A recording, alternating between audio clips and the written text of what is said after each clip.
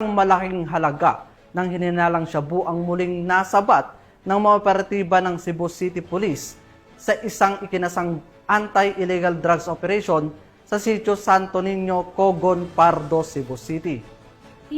Nasa 850,000 piso ang halaga ng nakumpisang kontrabando na itinuturing na malaking tagumpay sa patuloy ng kampanya laban sa iligal na droga sa lungsod.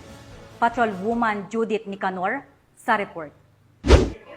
Sa kulungan ang bagsak ng isang high-value individual na suspect matapos mahulihan ng 850,000 pesos na halaga ng hinihinalang shabu sa isinagawang bypass operation ng kapulisan ng Cebu City sa sitio Santo Niño, Barangay Cogon, Pardo, Cebu City nito lamang nakaraan. Kinilala ni Police Captain Troy John A. Lelamunan, Acting Station Commander ng Police Station 7 Cebu City Police Office, ang suspect na si alias Tayoy, 50 anyos, na residente ng sitio Santo Niño, Barangay Cogon, Pardo, Cebu City. Bandang alas 7:40 ng umaga na ikinasa ng kapulisan ng nasabing bypass operation, nagresulta sa pagka-aresto ng high-value individual na suspect at pagkasabat ng 7 pakete ng hinihinalang shabu na may timbang na 125 grams at standard drug price na 850,000 pesos, bypass money at green pouch. Samantala, kasulukuyang nasa kustudiya ng Police Station 7 CCPO ang suspect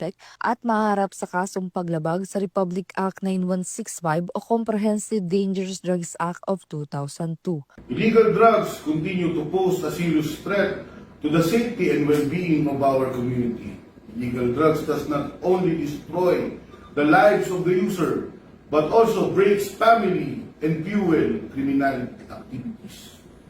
Let us work together to stop the spread of illegal drugs in our community. Say no to drugs and choose a healthier, safer, and brighter future for yourself and your loved ones. Be aware of your surroundings.